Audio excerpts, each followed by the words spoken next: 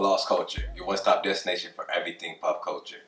My name is Aston, and today we're going to do a review and a recap for Star Wars Rebels Season 3, Episode 1, Step Into the Shadows. So in this episode, we get to see the Ghost Crew.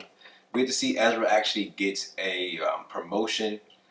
So now we see how he's actually getting more responsibility and everything, which we already seen from the previews. And the previews that we did see were actually, most of them were from the first 5 minutes of this episode. So, and I don't want to say the first 5 minutes. I want to say the first 2 or 3 minutes of this episode was it was where all those clips that we seen over the break. So, with that being said, we see that when Ezra gets his promotion, we see he's going to go pick up. He's supposed to go pick up Hondo, and I forgot the pig's name, but we see he pick up Hondo. We see the mission kind of go sideways, but we see while it's going on, we get to see how far Ezra has basically come. We see him develop. We get to see, as soon as we see him, we see how this design has changed. A lot of things have gone on over the break. We don't really know. We don't know what really led to his haircut, things of that nature. But we see he's taller. His hair is cut. We see Sabine, her hair the dye. I don't know if her hair is longer, but definitely the grayish is definitely down lower. We see her armor has changed. Everybody has changed except for Chopper, of course. But so we see he's interacting with Hondo. We get to see we've seen this clip multiple times. We see them go down the hallway. We see how Ezra's skills have developed so far over this episode, over the break. We see that he actually has no problem tapping into the dark side. That's one of the first things we actually see him do. We see him when he takes over the walker.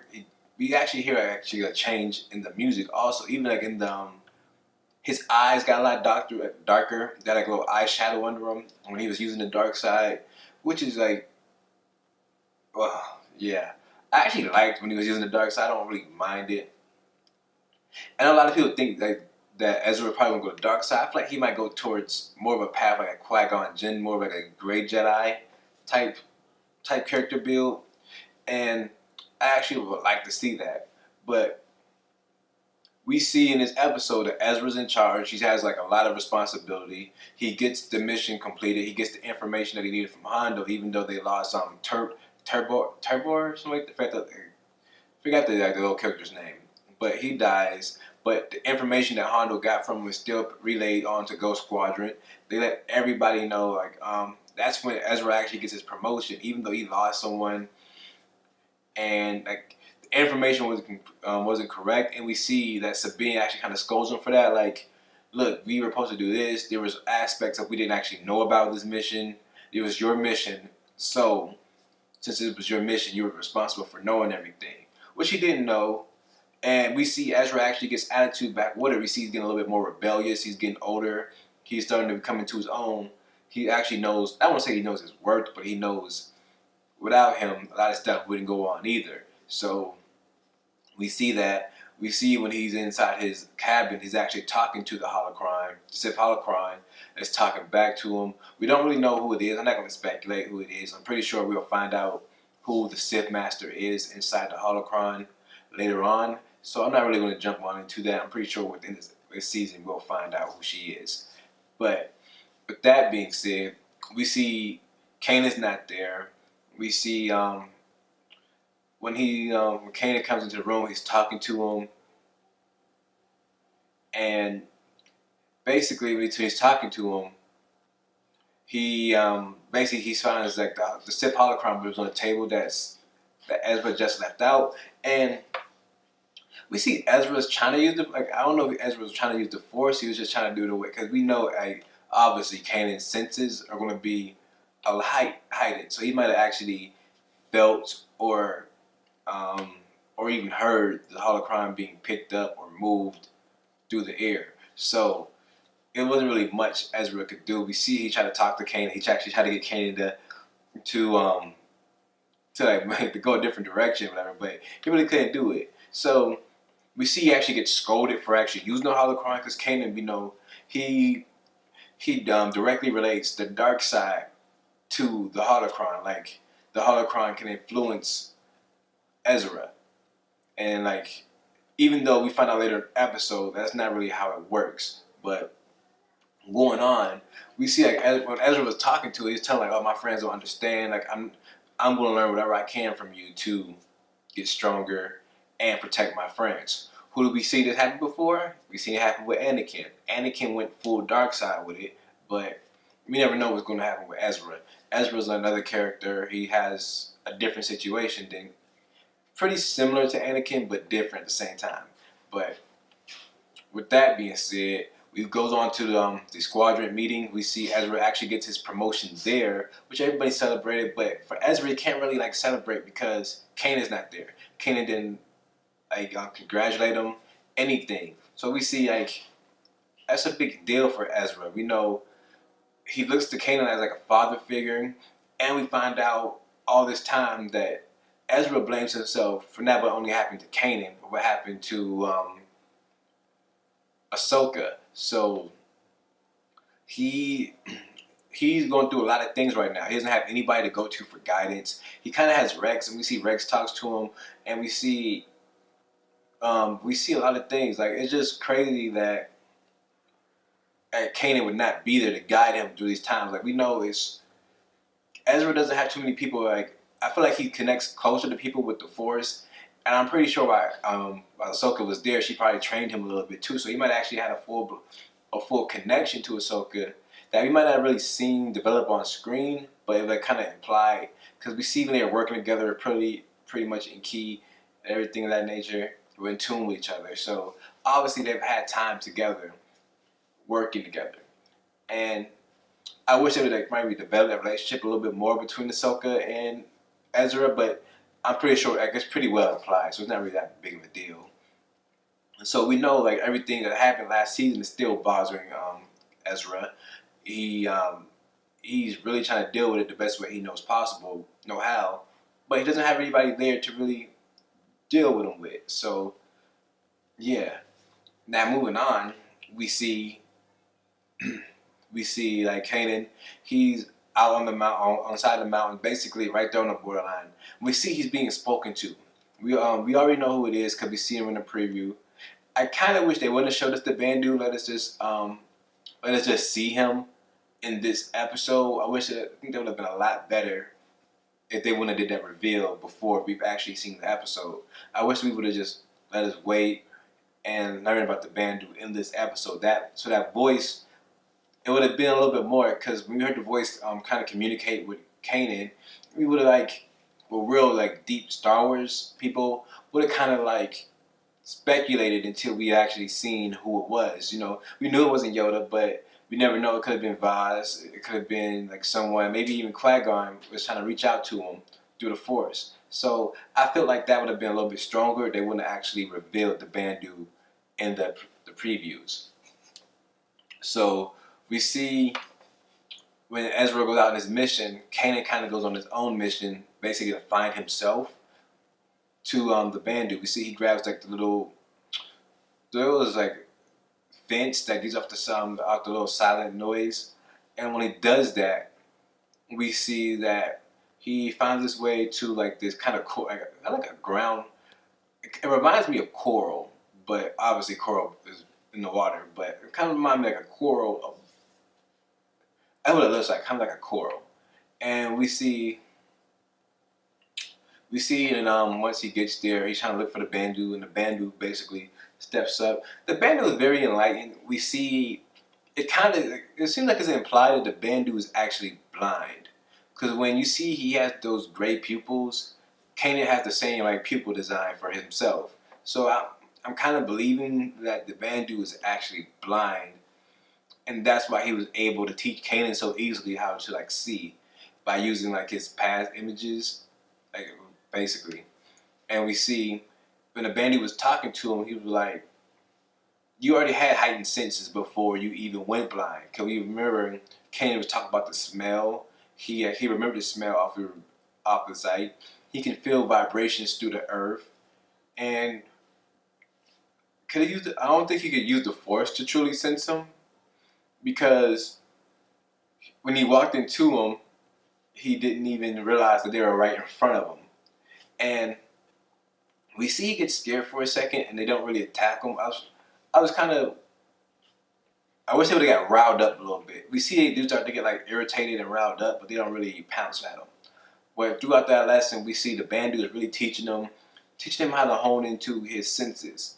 And if you ever played, I know I always go back to this game, but Knights of the Old Republic, it's actually a scene in there where Kreia teaches you, or Kreia, Darth Kreia, or she actually teaches you to actually like see through the Force within the game. Like so, she basically does this. He does the same thing, but he teaches him how to use the Force, like how to in tune with his surroundings and everything, which I really like. Cause that's the first thing I thought of when I seen Kanan trying to reach out to the Force to decide to see, and it was pretty dope because even in that Knights of the Old Republic game, we find out that some people can actually see through the Force, and no, it's not really a face that they see. They kind of see more like because like the Force is in every living thing. So when you look through what was the little Darth Nihilus's apprentice, Neelis's apprentice. So when you look through her eyes, you'll see different Force users. You'll see different people. You kind of see like their features blurred, but you'll see like their essence. And depending on if they're a dark side user or a light side character, you'll see the color of the Force within them be either blue or red, but you'll just see like pulsating and things like that. So I know I went off on like a little rant about a video game, but going back, I'm just trying to explain how Kanan actually sees now. He doesn't really see facial features. He maybe in the game they were just doing it because it was the character build already there, but the majority of what you saw was the Force within each person when you look through her eyes. So that was like basically what he was teaching Kanan how to do. He doesn't really see faces anymore. He just see the essence of people now, which like we can tell. Which we learned that when he was like, he's seeing fear. He's seeing someone being scared. He thought it was Ezra at first, but then it turned out it was actually him that he was seeing. Like now he could see himself, and with that, it helped him be able to see everything else around him. And my favorite part about this was when the Bendu was talking to him about the Civ holocron. He was talking to him as like Kanan was basically trying to get advice, and we see another tie-in back to like the Old Republic when the Bendu says I forgot the name of it. Basically, it's a different name for like the light side and the dark side. It's based on the two moons that were based on the original Earth, the original home of the Jedi. So like the dark side users were summoned to one moon when they went too dark, and the light side you based to another moon when they went too dark. And on the planet, you were able to stay on the planet when you were perfectly equal, like balanced in the Force. So balancing the Force is not a new concept within like the Star Wars universe. It's actually like pretty old if you go back to the ECU. And that's what the Bendu does. He's actually in between. He even states that I'm in between. I don't focus on one or the other. And I'm really like glad that happened. And we see he's talking to him about the Civ holocron. Kanan really fears it, and that's when the Bendu basically tells him like, this item doesn't have the ability to make Ezra.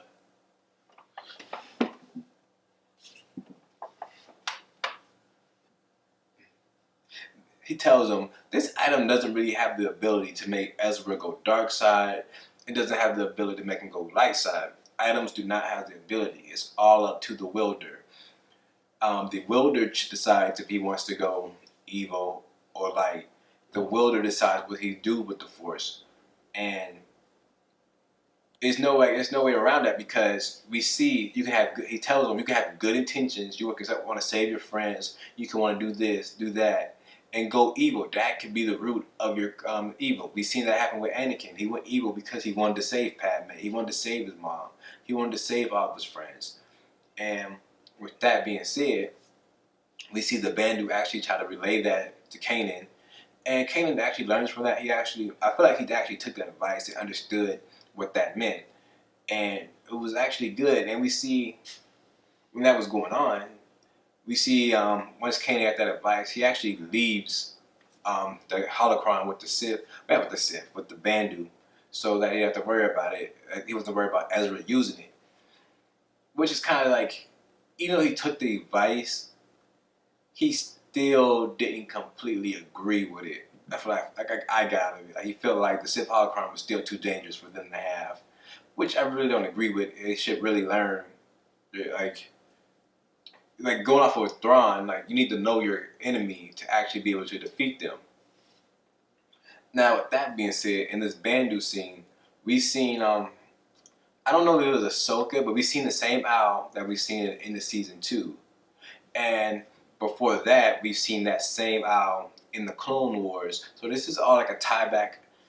I don't know if that was supposed to be Ahsoka stuck in between, like the in between realm, like that's a sign that Ahsoka's dead, or maybe it was a sign that the sister was still alive, and trying to like just guide the Force. So with the sister's alive, that means the brother may still be alive also. We don't really know, but we'll find out. Like, yeah. With that being said, we see that that's really it. We see it. Kanan has a brand new, like his fight is renewed, his ability to force is renewed, like his connection, everything about Kanan is basically reborn at this moment. He's able to take charge again of his life, and we see on Hera's side, after sending Ezra and the rest of the Ghost crew out on their mission, we see that they actually kind of lost communications with them. So Hera's trying to like mount up a basically a mission to basically go pick up Ezra. And we see when she gets back to the cockpit, Kanan's already ready, and he's already sitting there ready to go help Ezra. He senses that he's in trouble, and he wants to be there to help him. He wants to be there for him, which is great. I wish that Kanan's arc of being blind would have lasted a little bit longer, past 2 episodes. But I understand it. They wanted to get past this little issue and push on. But I wish it kind of would have lasted, I want to say the first half, but maybe like the first quarter. I don't know how many episodes we have this season, but I wish it would have lasted a little bit longer than just this. So we got that down.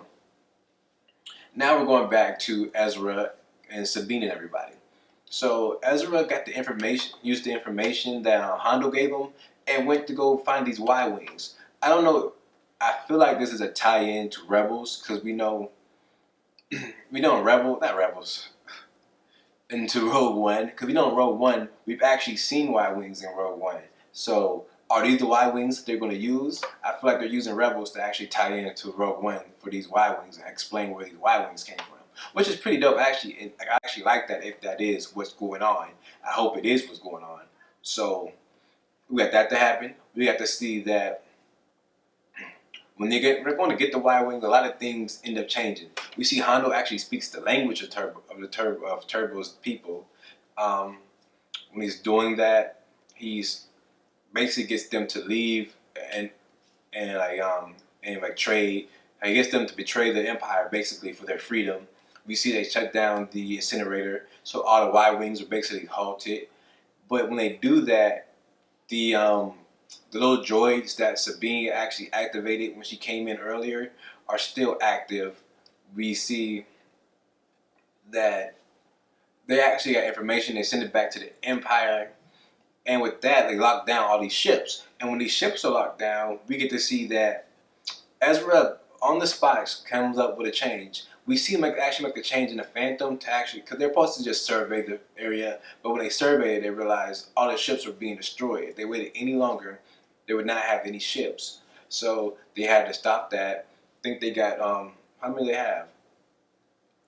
7 ships, I think. They showed up like 15, but by the time they were able to stop everything, it was only like 7 left, because I think Zeb took one, Sabine took one, Chopper took one, and then Chopper remote flew 4 other ones. Yeah, so that's 7 ships right there.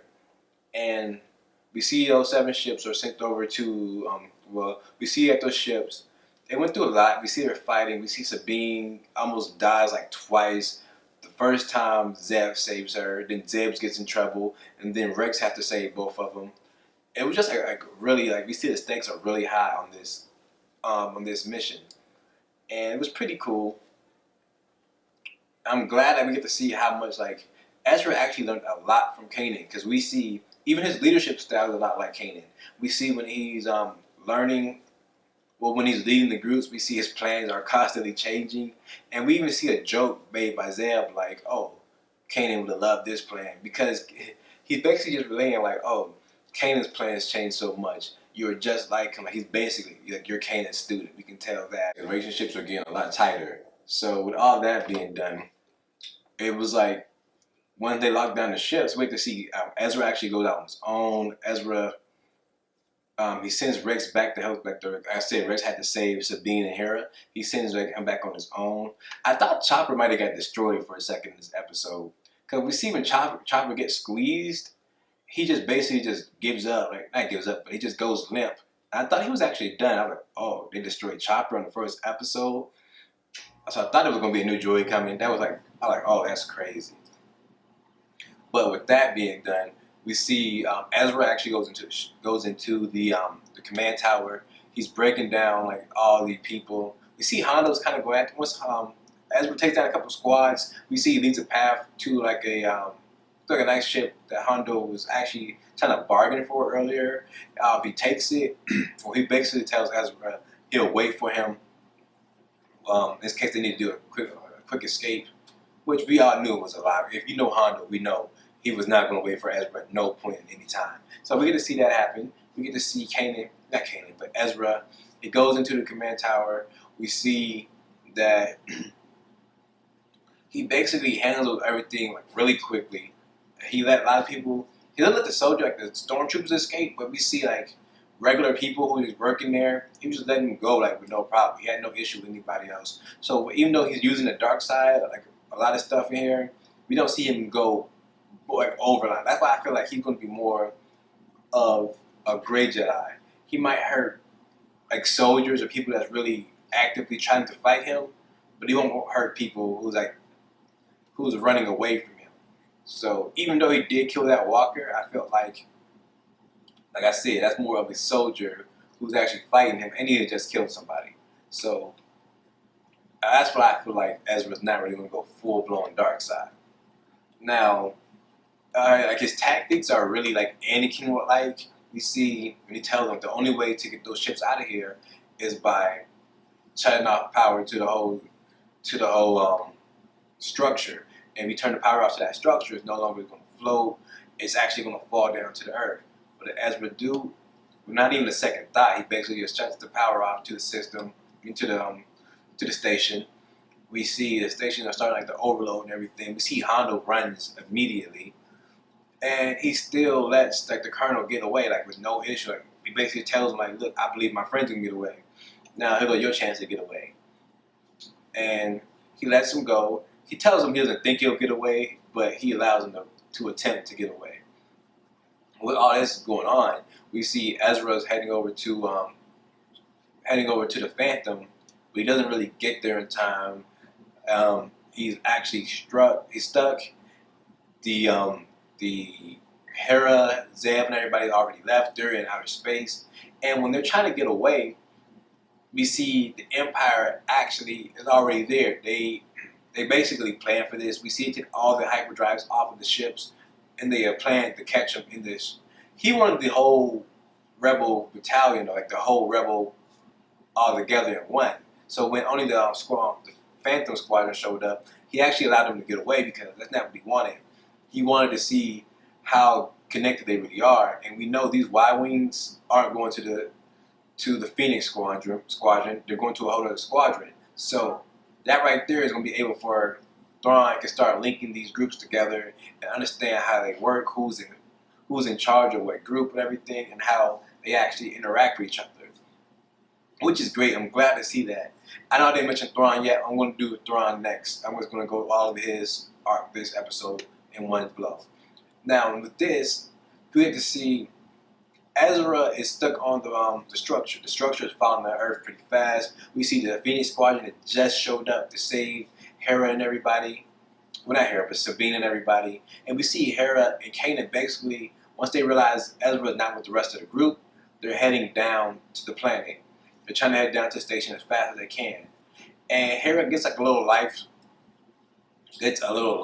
scan. She does a little scan on the station. She gets a little signal of life. She zooms in and really fast. She gets next to him, and we see Kanan, after having that little bit of training that he had, he's actually able to, like, I know Ezra was pretty scared, but we see Ezra kind of like break down, which I really didn't like. I feel like Ezra was strong enough to not really give in to his emotions. Like, he normally pretty calm in like dark situations. Because this whole episode we see Ezra, regardless of like the odds are, he's pretty calm. He's normally in charge of his like emotions and everything. And at this, in a moment, we see him actually break down, like he's actually scared. And I wish he would have just kind of like kept strong, which let us know that he actually still needs Kanan. He actually still needs a master, and which is like, I guess it's good and bad, but I wish they would have kept him more like I want to say Anakin, more like Anakin. Once Anakin started getting older, we don't really see Anakin ever break down emotionally.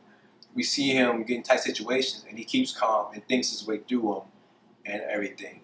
With this chance, I know Ezra probably thought he was dead, but I wish he would have been more calm and try to like continue to think of ways to get off of this platform. But we see Kanan gets there. We see Ezra opens up to him and is willing to trust him again. And once that happens, he basically jumps, and Kanan still manages to grab him even while being blind. Ezra doesn't have any idea about Kanan's new ability to see through the Force, but it doesn't really matter. Like, we see he's actually willing to trust him even though he knows he's blind. He does it. He goes, and when they're doing it, we just see them basically bonding. Because we know Kanan has not been there. He actually apologized to Hera for it. He actually apologized to Ezra too at that moment. And it was pretty good. Like, I actually like that bonding moment. Now let's move over to Thrawn. Oh, well, back to Ezra. We see Ezra actually gets demoted. He's kicked off the team and everything. And back to that bonding between him and Zeb. It was crazy that Zeb did not like him. Zeb was willing to throw Ezra to the Empire at the beginning of the series. And now at this moment, he's willing to not get kicked out, but get suspended from action just to protect Ezra. He understands, like, look, we actually went along with the mission. Even though he's like kind of the commander, like we went along with the mission. We accepted the mission, even though we knew the odds of it, and that we were breaking the rules. We went along with it, and I like that. I know I didn't mention like Ezra inside the cockpit of the Phantom, but how he like basically commanded him to do all this stuff. But it was just cool that I got to see, like, even though Zeb didn't agree with Ezra's plan, he did it anyway, and even stuck up with Ezra because he knew Ezra was like right, and they got the stuff that they needed to get. So it was like great to me to get to see that happen. I don't know, I can't really remember but it was just great. Like, I got to see that Zeb actually stuck up for Ezra, even though everything that just transferred just happened. With that going on, we don't really get to see anything. We see that Kanan and Ezra had that little moment. They're just talking about everything. Kanan tells them everything is safe, And then Ezra basically lets her know, like, yes, I do need you. I still need your leadership. I'm not really to the point where I can actually do everything on my own yet. But he's willing to learn from Kanan again, and he's willing to forgive him for everything that happened over these last few months. We don't know what really happened. We just know that Kanan was not there for Ezra through these last months or time frame. So I'm glad that these two were able to make up after that. And it kind of gave us a hint that Ezra's not really done with the holocron. I don't think he's going to stop searching for it. I feel like his searching for it is actually going to lead him to the Bendu.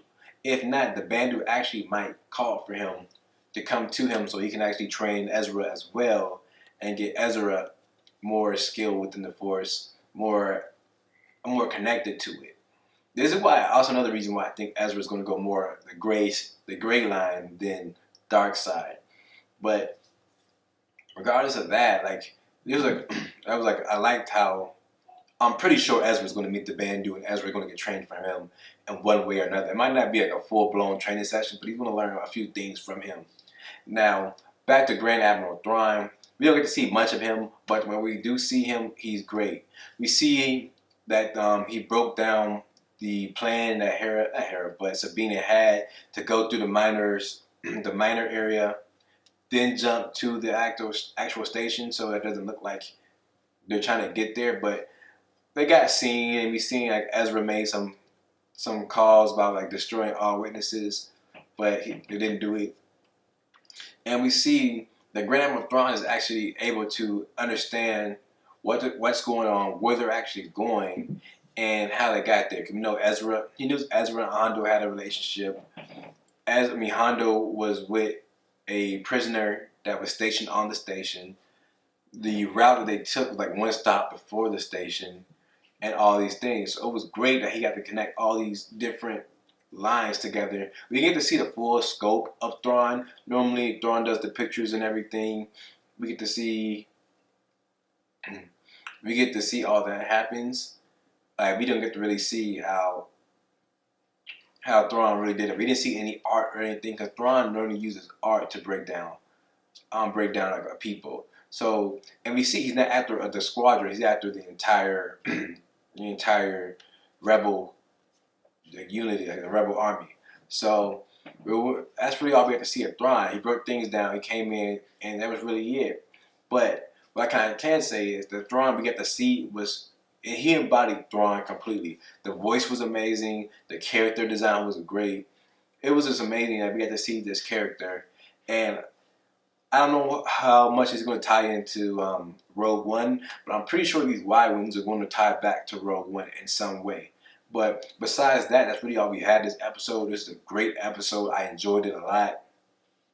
Like I said, the only thing I really didn't like about it was the fact that Ezra kind of broke down. He lost his cool when he thought he was going to die. But besides that, I thought it was great.